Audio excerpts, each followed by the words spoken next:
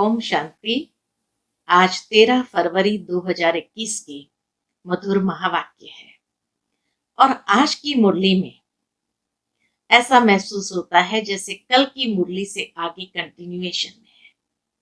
कल हम सभी ने सुना था कि बाबा ने तकदीर के ऊपर मुरली चलाई थी कि तकदीर बनाने का आधार पढ़ाई है, क्योंकि उस पढ़ाई से ही सच्ची कमाई होती है और तभी आत्मा की तकदीर जग जाती है। आज बाबा कहे, तुम बच्चे अपनी श्रेष्ठ तकदीर बनाते हो। कितनी श्रेष्ठ? विश्व का मालिक बनने की तकदीर बनाते हो। उसका आधार पढ़ाई है। कैसे यह पढ़ाई हमारी तकदीर बनाती? तो बाबा कहे, ये पढ़ाई है ही बुद्धि की खुराक, और जिसकी बुद्धि की खुराक इतनी श्रेष्ठ हो तो जरूर है उसकी बुद्धि पारस बुद्धि हो जाती है। बाबा है पारसनाथ, इसीलिए बाबा को कहते बुद्धिमानों की बुद्धि है।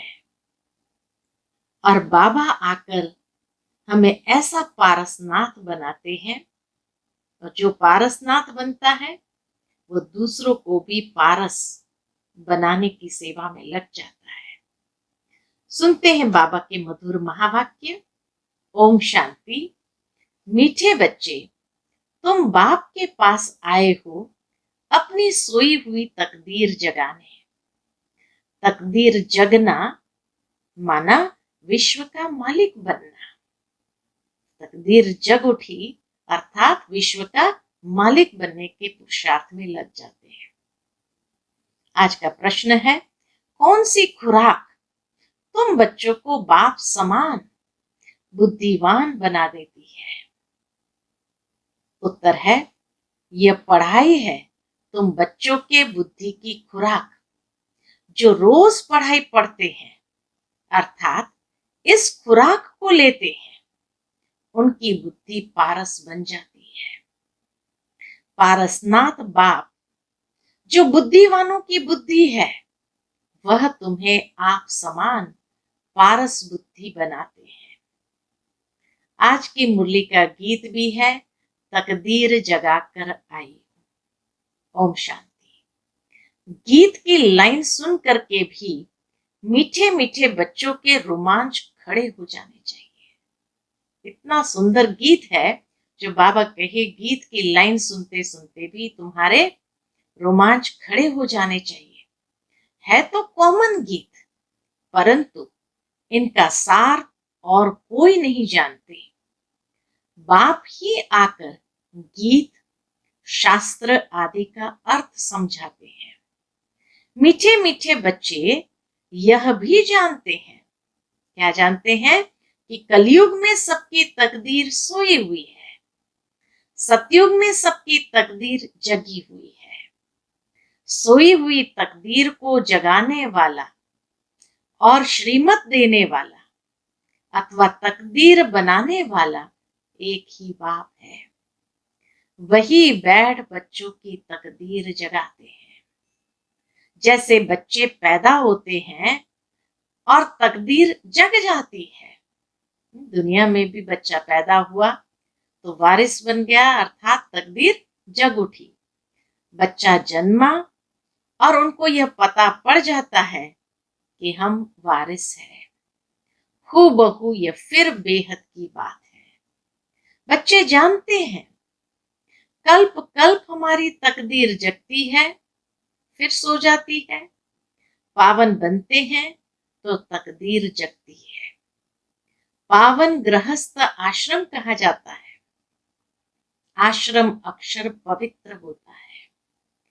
पवित्र गृहस्थ आश्रम, उनके अगेंस्ट फिर है अपवित्र पतित गृहस्थ धर्म। आश्रम नहीं कहेंगे, गृहस्थ धर्म तो सबका है ही, जानवरों में भी है। बच्चे तो सब पैदा करते ही हैं, जानवरों को भी कहेंगे गृहस्थ धर्म में है। अब बच्चे जानते हैं हम स्वर्ग में पवित्र गृहस्थ आश्रम में थे, देवी देवता थे। उन्हों की महिमा भी गाते हैं। सर्वगुण संपन्न, 16 कला संपूर्ण, संपूर्ण निर्विकारी, मर्यादा पुरुषोत्तम, अहिंसा परम धर्म। तुम खुद भी गाते थे, बाबा कहे तुम खुद भी गाते थे। अब समझते हो हम मनुष्य से देवता फिर से बन रहे हैं। गायन भी है, मनुष्य से देवता किए करत न लागी वार। ब्रह्मा विष्णु शंकर को भी देवता कहते हैं। ब्रह्मा देवताय नमः, फिर कहते हैं शिव परमात्माय नमः।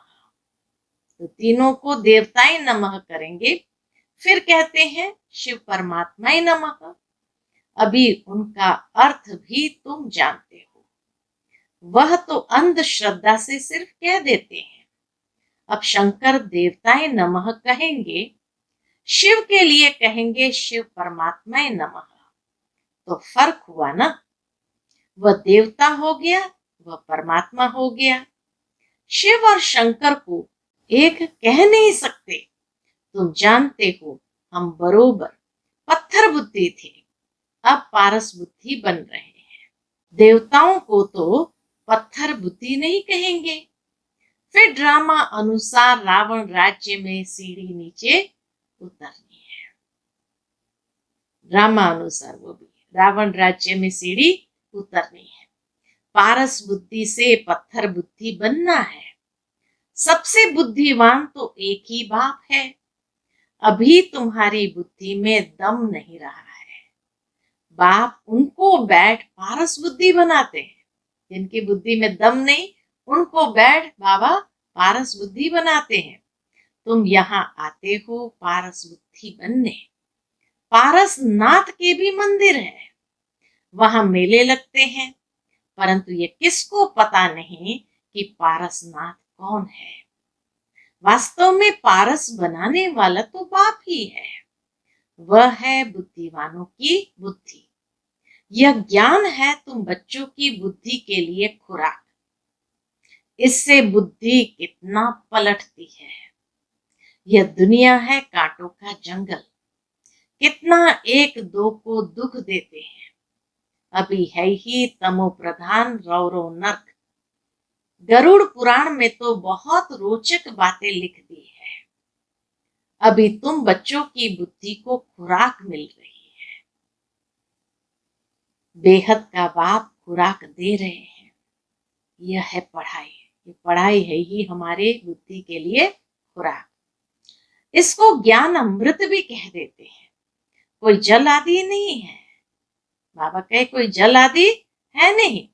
आजकल सब चीजों को अमृत कह देते हैं। गंगा जल को भी अमृत कहते हैं। देवताओं के पैर धोकर पानी रखते हैं, उसको अमृत कह देते हैं। अब यह भी बुद्धि से समझने की बात है ना। यह अंजलि अमृत है, वह पतित पावनी गंगा का जल अमृत है। अंजलि जो देते हैं वह ऐसे नहीं कहते कि यह पतितों को पावन बनाने वाला है। मंदिरों में जाते हैं तो चरणामृत देते हैं, अंजलि देते हैं। तो बाबा कहे उस अंजलि को ये नहीं कहेंगे कि यह पतित से पावन बनाने वाला है। गंगा जल के लिए कहते हैं पतित पावनी। कहते भी है मनुष्य मरे तो गंगा जल मुख में हो।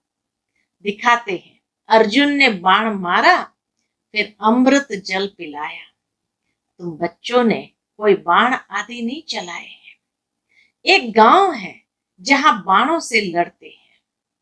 वहां के राजा को ईश्वर का अवतार कहते हैं। अब ईश्वर का अवतार तो कोई हो नहीं सकता। वास्तव में सच्चा सच्चा सदगुरु तो एक ही है, जो सर्व का सदगति दाता है, जो सभी आत्माओं को साथ ले जाते हैं। बाप के सिवाय वापस कोई भी ले जा नहीं सकता। ब्रह्म में लीन हो जाने की भी बात नहीं है। यह नाटक बना हुआ है। सृष्टि का चक्र अनादि फिरता ही रहता है। वर्ल्ड की हिस्ट्री ज्योग्राफी कैसे रिपीट होती है, यह अभी तुम जानते हो और कोई नहीं जानता। मनुष्य अर्थात आत्माएं अपने बाप रचयिता को भी नहीं जानती है, जिसको याद भी करते हैं ओ गॉड फादर। हद के बाप को कभी गॉड फादर नहीं कहेंगे। गॉड फादर अक्षर बहुत रिस्पेक्ट से कहते हैं। उनके लिए ही गाते हैं पतित पावन दुख हरता सुख करता है। एक तरफ कहते हैं वह दुख हरता सुख करता है, और जब कोई दुख होता है, वह बच्चा आदि मर जाता है, तो कह देते ईश्वर ही दुख सुख देता है। ईश्वर ने हमारा बच्चा ले लिया। क्या कहेंगे? ईश्वर ने हमारा बच्चा ले लिया। यह क्या किया?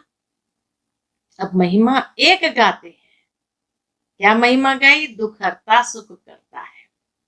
और फिर दूसरी ओर कहते हैं हमारा बच्चा ले लिया। ये क्या किया? अब महिमा एक गाते हैं और फिर कुछ होता है तो ईश्वर को गालियां देते हैं। कहते भी है ईश्वर ने बच्चा दिया है, फिर अगर उसने वापस ले लिया तो तुम रोते क्यों हो? बाबा के उनको पूछना चाहिए, फिर तुम रोते क्यों हो? ईश्वर के पास गया ना। सतयुग में कभी कोई रोते नहीं। बाप समझाते हैं रोने की तो कोई दरकार नहीं। आत्मा को अपने हिसाब किताब अनुसार जाए दूसरा पाठ बजाना है। ज्ञान न होने कारण मनुष्य कितना रोते हैं, जैसे पागल हो जाते हैं। यहाँ तो बाप समझाते हैं। क्या समझाते हैं बाबा? अम्मा मरे तो भी हलवा खाना, नष्टो मोहा होना है। मुख्य बात है नष्ट मोहा होने की। हमारा तो एक ही बेहद का बाप है, दूसरा न कोई। ऐसी अवस्था बच्चों की होनी चाहिए। मोहजित राजा की कथा भी सुनी है ना? यह है सब दंत कथाएं। सतयुग में कभी दुख की बात नहीं होती, न कभी अकाले मृत्यु होती है। बच्चे जानते हैं हम काल पर जीत पाते हैं। बाप को महाकाल भी कहते हैं। कालों का काल तुमको काल पर जीत पहनाते हैं, अर्थात काल कभी खाता नहीं। सतयुग में किसी को भी काल खाता नहीं। काल आत्मा को तो नहीं खा सकता। आत्मा एक शरीर छोड़ दूसरा लेती है, उसको कहते हैं काल खा गया। एक शरीर छोड़ दूसरा लेती है, उसको कहते इस व्यक्ति को काल खा गया।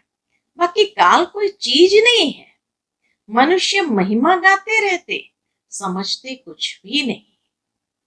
गाते हैं अच्युतम केशवम, अर्थ कुछ भी नहीं समझते।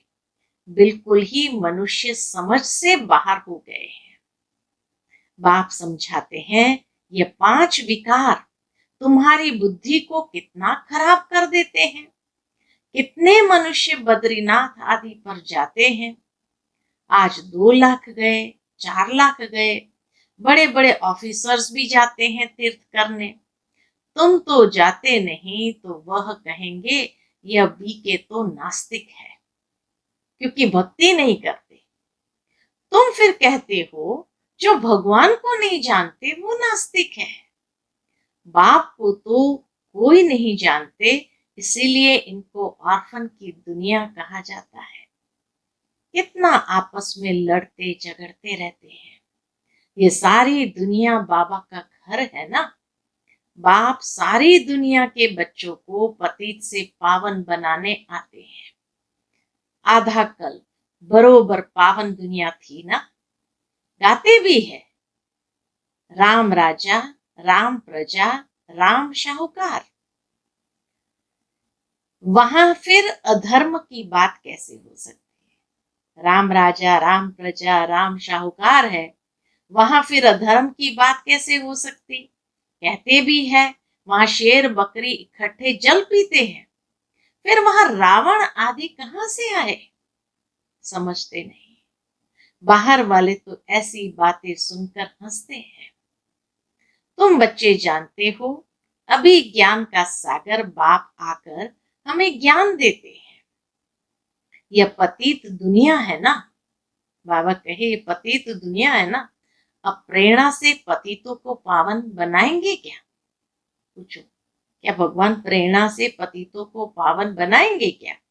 बुलाते हैं, हे पतित पावन आओ, आकर हमको पावन बनाओ। तो जरूर भारत में ही आया था। अब भी कहते हैं मैं ज्ञान का सागर आया हूं। तुम बच्चे जानते हो शिव बाबा में ही सारा ज्ञान है। वही बाप बैठ बच्चों को ये सब बातें समझाते हैं। शास्त्र में सब है दंत कथाएं। नाम रख दिया है व्यास भगवान ने शास्त्र बनाए। अब वह व्यास था भक्ति मार्ग का, वह है व्यासदेव। उनके बच्चे तुम सुखदेव हो। अब तुम सुख के देवता बनते हो। अब सचमुच में हम सुख के देवता बनते हैं। सुख का वर्षा ले रहे हो व्यास से, अर्थात शिवाचार्य से। तो व्यास कौन है? शिवाचार्य, शिव बाबा। और व्यास के बच्चे हम हैं सुखदेव। तो व्यास के बच्चे तुम हो, परंतु मनुष्य मूंझ न जाए इसलिए कहा जाता है शिव के बच्चे। उनका असुल नाम है ही शिव। तो अब बाप कहते हैं किसी देहधारी को मत देखो, जबकि शिव बाबा सन्मुख बैठे हैं। आत्मा को न जाना जाता, आत्मा को जाना जाता है। मुख्य बात है आत्मा को जानने की, परमात्मा को जानने की। तो इसीलिए बाबा कहे आत्मा को जाना जाता है, परमात्मा को भी जाना जाता है। वह परम पिता परमात्मा शिव है। वही आकर पतित से पावन बनने का रास्ता बताते हैं। कहते हैं मैं तुम आत्माओं का बाप हूं। आत्मा को रियलाइज किया जाता है, देखा नहीं जाता है। बाप पूछते हैं अब तुमने अपनी आत्मा को रियलाइज किया? इतनी छोटी सी आत्मा में अविनाशी पाठ नोंदा हुआ है, जैसे एक रिकॉर्ड है। तुम जानते हो हम आत्मा ही शरीर धारण करती है। पहले तुम देह अभिमानी थे, अब देही अभिमानी हो। तुम जानते हो हम आत्मा 84 जन्म लेती है, उनका अंत नहीं होता। बाबा कहे उनका अंत नहीं होता। 84 जन्म पूरा किया, फिर से पहले जन्म में आ जाते हैं। कोई पूछते हैं ये ड्रामा कब से शुरू हुआ? परंतु यह तो अनादि है, कभी विनाश नहीं होता। इनको कहा जाता है बनी बनाए बन रही अब कुछ बनी नहीं।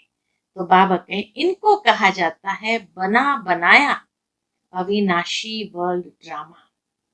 तो बाप बैठ बच्चों को समझाते हैं, जैसे अनपढ़ बच्चों को पढ़ाई दी जाती है।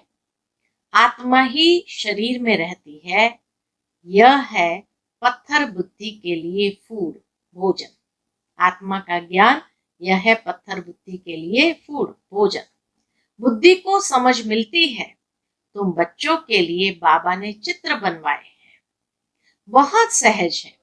यह है त्रिमूर्ति ब्रह्मा विष्णु शंकर।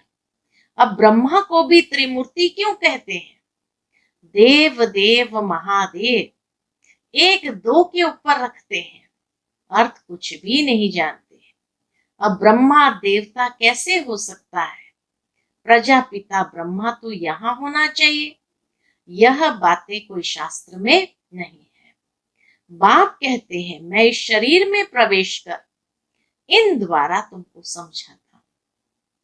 बाबा कहे इस शरीर में प्रवेश कर इन द्वारा तुमको समझाता, इनको अपना बनाता हूं, इनके बहुत जन्म के अंत में आता हूं। यह भी 5 विकारों का संन्यास करते हैं। संन्यास करने वाले को योगी ऋषि कहा जाता है। अभी तुम राज ऋषि बने हो। बाबा कहे अभी तुम राज ऋषि बने हो। 5 विकारों का संन्यास तुमने किया है तो नाम बदलता है। तुम तो राजयोगी बनते हो। तुम प्रतिज्ञा करते हो। वह सन्यासी लोग तो घर बार छोड़ चले जाते हैं, यहाँ तो स्त्री पुरुष इकट्ठे रहते हैं, प्रतिज्ञा करते हैं, हम विकार में कभी नहीं जाएंगे। मूल बात है ही विकार की। तुम बच्चे जानते हो, क्या जानते हैं? शिव बाबा रचयिता है, वह नई रचना रचते हैं। वह बीज रूप सतचित आनंद का सागर, ज्ञान का सागर, स्थापना विनाश पालना कैसे करते हैं, यह बाप जानते हैं, मनुष्य नहीं जानते। फट से कह देते, तुम बीके तो दुनिया का विनाश करेगी। अच्छा, तुम्हारे मुख में गुलाब। बाबा कहे, अगर कोई कहे तुम बीके तो दुनिया का विनाश करेगी, तो कहो अच्छा, तुम्हारे मुख में गुलाब। कहते हैं यह तो विनाश के लिए निमित्त बने हैं। न शास्त्र को, न भक्ति को, न गुरुओं को मानती है, सिर्फ अपने दादा को मानती है। लेकिन बाप तो खुद कहते हैं, ये पतित शरीर है, मैंने इनमें प्रवेश किया है। पतित दुनिया में तो कोई पावन होता नहीं। मनुष्य तो जो सुनी सुनाई बातें सुनते हैं वह बोल देते हैं। ऐसी सुनी सुनाई बातों से तो भारत दुर्गति को पाया है। तब बाप आकर सच सुनाए, सबकी सदगति करते हैं। बाबा आकर के सच सुनाकर सबकी सदगति करते हैं। अच्छा, मीठे मीठे सिक्के लदे बच्चों प्रति माता पिता बाप दादा का याद प्यार और गुड मॉर्निंग। रूहानी बाप की रूहानी बच्चों को नमस्ते। हम सब रूहानी बच्चों की रूहानी माता पिता बाप दादा को याद प्यार, गुड मॉर्निंग और नमस्ते नमस्ते। शुक्रिया बाबा, शुक्रिया। आज की मुरली से धारणा के लिए मुख्य सार है, पहली पॉइंट, बाप से सुख का वर्षा लेकर सुख का देवता बनना है, सबको सुख देना है। राज ऋषि बनने के लिए सर्व विकारों का संन्यास करना है। दूसरी पॉइंट, पढ़ाई ही सच्ची खुराक है। सदगति के लिए सुनी सुनाई बातों को छोड़ श्रीमत पर चलना है। एक बाप से ही सुनना है, मोहजीत बनना है। आज का बाबा का मधुर वरदान है, सदा स्वमान में स्थित रह, निर्माण स्थिति द्वारा सर्व को सम्मान देने वाले माननीय पूजनीय भव। सदा स्वमान में स्थित रहे, निर्माण स्थिति द्वारा सर्व को सम्मान देने वाले माननीय पूजनीय भव।